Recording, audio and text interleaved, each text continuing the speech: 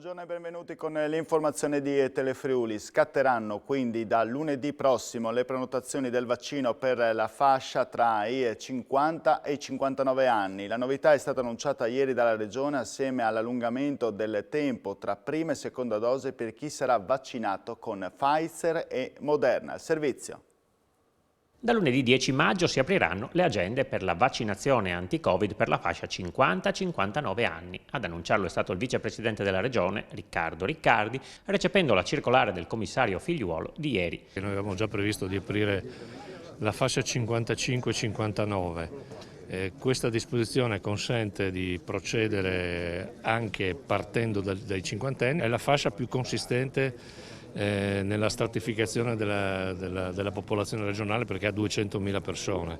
Le prenotazioni potranno essere effettuate attraverso il call center regionale, gli sportelli CUP, le farmacie abilitate e la web app.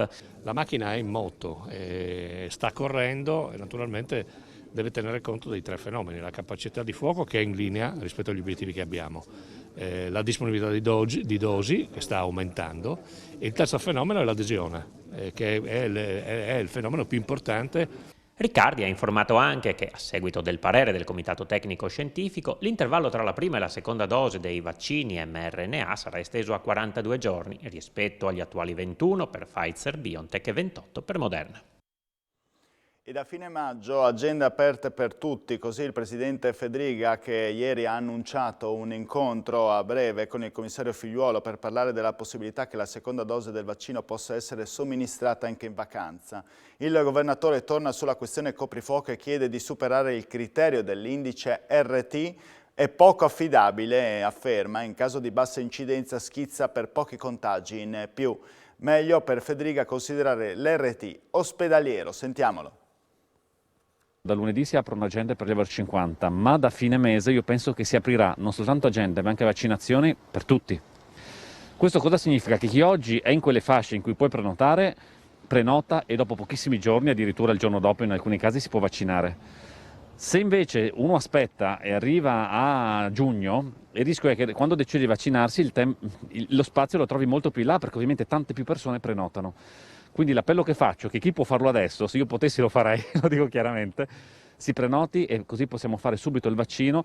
Il presidente Fedriga invita dunque i cittadini del Friuli Venezia Giulia ad approfittare della possibilità di vaccini last minute e sulla diffidenza e la scarsa adesione alla campagna dice: vedo tanti contrari ai vaccini che sono quelli che più vorrebbero tornare alla vita normale. Fedriga ha annunciato, intervenendo a Sky TG24, che come conferenza delle regioni ci sarà a breve un confronto con il commissario Figliuolo per verificare la possibilità che a una persona vaccinata con la prima dose possa essere somministrata la seconda in vacanza. Il governatore è tornato anche sulla questione coprifuoco, dicendo di voler rappresentare la scelta unanime della conferenza, che ha proposto di spostarlo almeno dalle 22 alle 23. Poi Fedriga ha parlato dell'RT, definendolo un indicatore poco affidabile, poiché quando c'è un'incidenza bassa il rischio è che pochi contagi in più lo facciano schizzare in alto. Meglio tenere in considerazione, per il presidente del Friuli Venezia Giulia, l'RT ospedaliero. Fa capire se aumentano o diminuiscono le richieste di ospedalizzazione, dando un segnale importante e non una visione distorta. Uno dei temi più importanti in questo momento a livello nazionale è soprattutto il coprifuoco, e anche per i ristoratori friulani lo spostamento di un'ora più avanti della chiusura dei locali, ovvero dalle 22 alle 23, porterebbe dei vantaggi. Fino ad ora il maltempo e il freddo hanno causato molti danni per l'impossibilità a utilizzare i tavolini all'aperto. Sentiamoli. A lei avere il coprifuoco dalle 22 alle 23 cambierebbe qualcosa, un'ora in più? Un ristorante di specialità come il suo? Certamente gioverebbe un poco, però vedo, dipende naturalmente di ubicazione di locale. Nel mio caso, che sono decentrato, la gente programma prima, quindi prenota prima, sa che deve arrivare un momento prima. Naturalmente fino alle 23 andrebbe molto meglio, però riusciamo a incominciare presto a condurre la gente con il nostro sistema, che per le 22, che dopo poi non so come se la cavano, prima delle 22 non vanno via, chiaramente. Il problema è la possibilità di mettere la gente seduta al riparo delle intemperie. Questo... Il problema del coprifuoco si risolve un attimino anticipando quello che è il nostro servizio. Noi ci siamo adattati, pertanto problema non è il coprifuoco, il problema è di far sedere gli ospiti, di farli stare tranquilli, certo, in un posto riparato, questo sicuramente. Questo è la cosa principale, oltre a mangiare all'esterno con 12 gradi non è molto piacevole sicuramente, anche se c'è l'aiuto magari di qualche fungo che può riscaldare. Noi il nostro fatturato dall'inizio dell'anno, nei primi 4 mesi, è diminuito rispetto all'anno scorso oltre il 50%. La cronaca, ancora un maxi sequestro di cuccioli in Friuli Venezia Giulia. La Polizia di Stato di Gorizia ha fermato per un controllo all'ex valico di Sant'Andrea un furgone italiano che trasportava dalla Serbia all'Italia 36 cani di varie razze, in particolare utilizzate per la caccia come segugi, bracchi e setter inglesi, il cui valore di mercato si aggirerebbe intorno ad alcune migliaia di euro per ogni singolo animale. Il personale ha accertato la regolare presenza di passaporti e microchip solo per alcuni dei cani, mentre altri sono risultati privi di qualsiasi dato identificativo di parte della documentazione sanitaria prevista.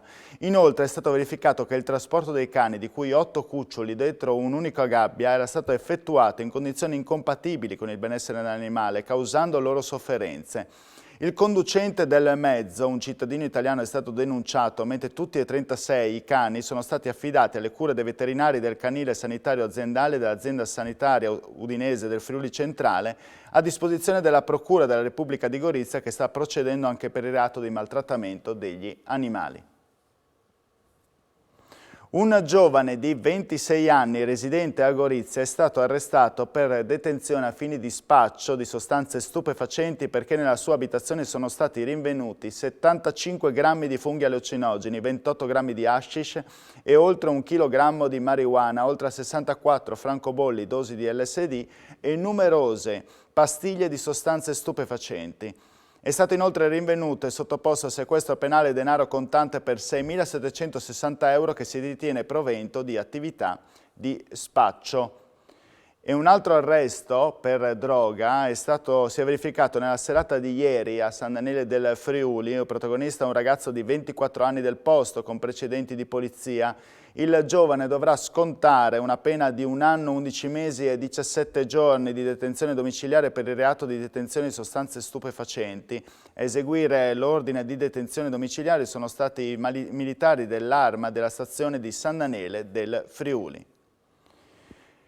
E concludiamo la cronaca con un altro fatto accaduto a Rive d'Arcano. Gli artificieri antisabotaggio del Comando Provinciale dei Carabinieri di Udine sono intervenuti in via Camin nell'impianto di smaltimento dei rifiuti. È lì infatti che è stata rinvenuta sul nastro trasportatore una bomba a mano inesplosa in pessimo stato di conservazione, residuato bellico di fabbricazione inglese risalente al secondo conflitto mondiale, una bomba detta ad ananas.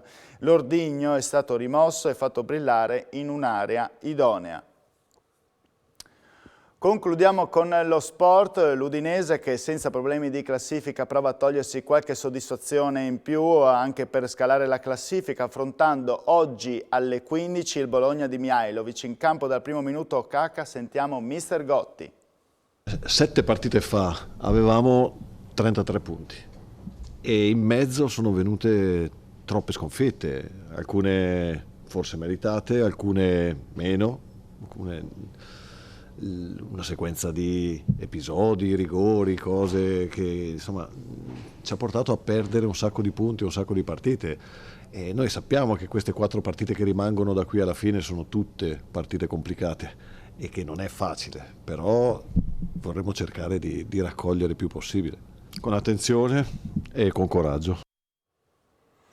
E seguiremo l'incontro tra Udinese e Bologna già a partire dalle 14:30. Non perdete l'appuntamento con Poltronissima, con la nostra Francesca Spangolo e Marco Pasquariello. Andiamo avanti e parliamo di ASU, che accelera e investe ancora di più nella sicurezza e soprattutto nella ripartenza. La struttura, che ospita centinaia di atleti, ha inaugurato oggi nuovi impianti di sanificazione dell'aria, un investimento che è stato possibile grazie ai contributi della Regione finanziati tramite il CONI FVG. Per noi c'era Monica Tosolini.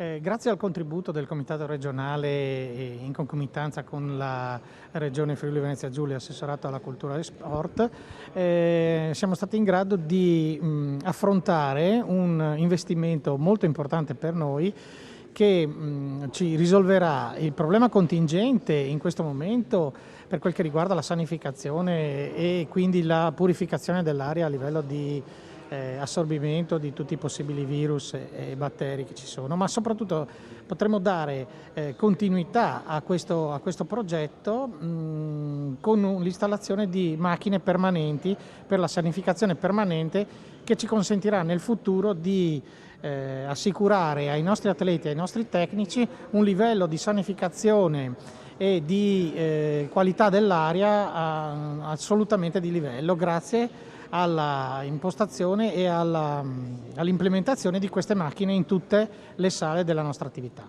Ho portato l'esempio, per dire, della problematicità sismica. Dopo il terremoto del Friuli è stata costruita per legge la protezione civile e sono state emanate tutta una serie di norme per la costruzione antisismica, cose che non c'erano prima.